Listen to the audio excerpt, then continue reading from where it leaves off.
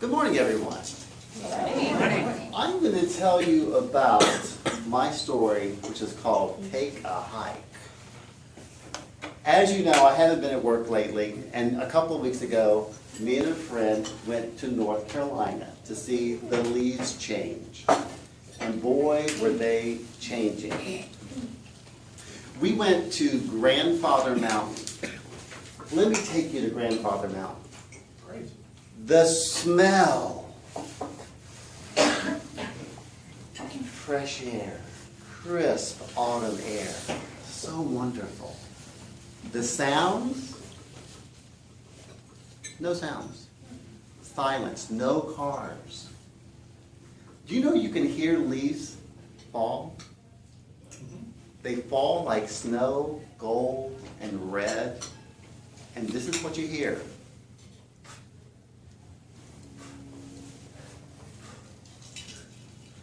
It's the leaves hitting the ground. And you know, I had never heard that before, being a Florida boy. I don't remember ever hearing the leaves fall before. The colors, the evergreens are evergreen. But the other leaves are golden, brown, and yellow, and fiery red. So much to see. To begin this story, let me tell you, I was not raised to climb mountains. I am a Florida boy, and we have 3 mountains in Florida. Space Mountain, Splash Mountain, and Big Thunder Mountain. Those are mountains. And I was at Disney World yesterday, and I saw those mountains, but I did not climb them. I rode them. I was raised to play it safe. The person who went with me, Amy, she's a hair artist. She does my hair. Not your typical CPA hairstyle.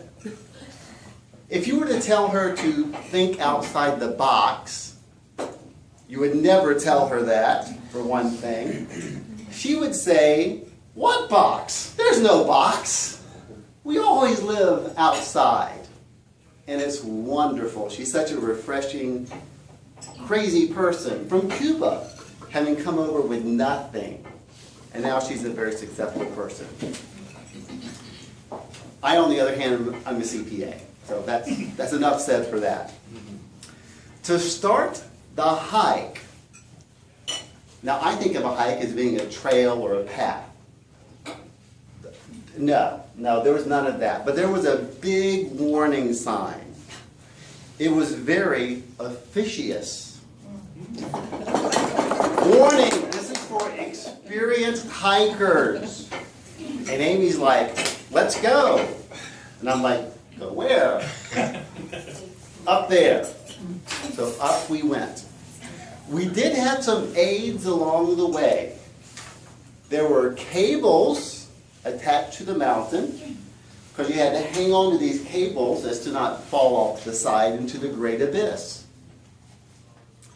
There were ladders built into the mountains. 6 ladders between 15 and 20 feet tall. You had to climb the ladders to get to the next level. And there were very obscure blue markers, very well hidden, to guide you along the way, to make sure that you went the correct way instead of the wrong way, which would of course also lead to the great abyss. So up we went, climbing ladders, holding on to cables, trying to find those blue markers so we didn't find the black bear instead. And here we went. It was a cool, crisp day, and of course, it got very hot when you were climbing the mountains. Now, of course, it wasn't really climbing a mountain, it was taking a hike, but to me it was climbing a mountain. We got up to a certain point, way, way up. And we started at a place called the Mile High Bridge, which is a mile high.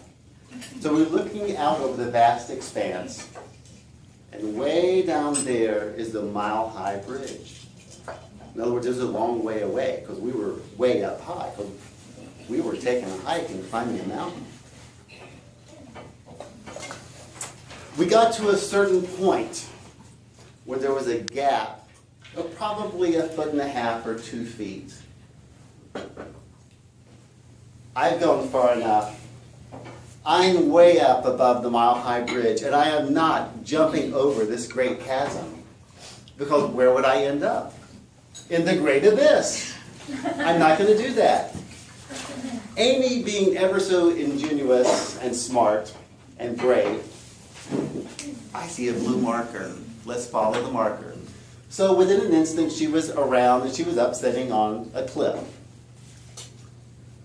I was hanging onto a cable going around at a glacial pace, but I finally made it up. However, I was crawling up the mountain, literally, all fours. Finally got to the top. And then she said, you know what, Thomas, Tommy, whatever. We're really supposed to go up there. That's McRae's Peak up there. Have a great time.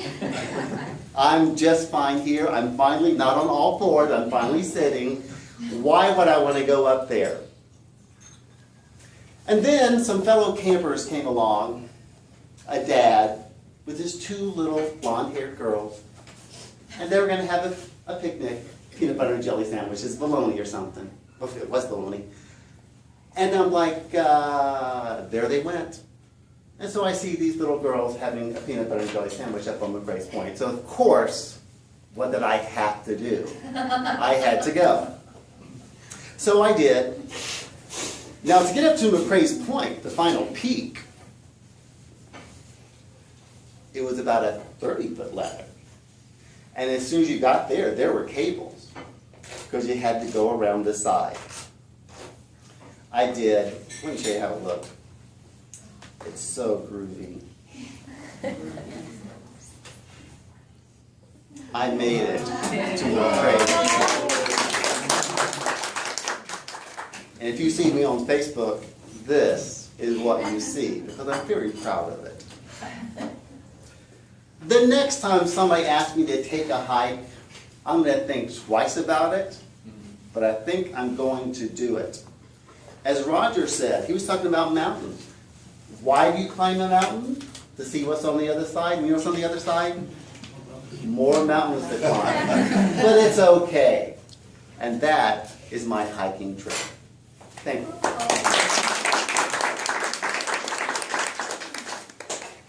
Thank you, Thomas. You're welcome.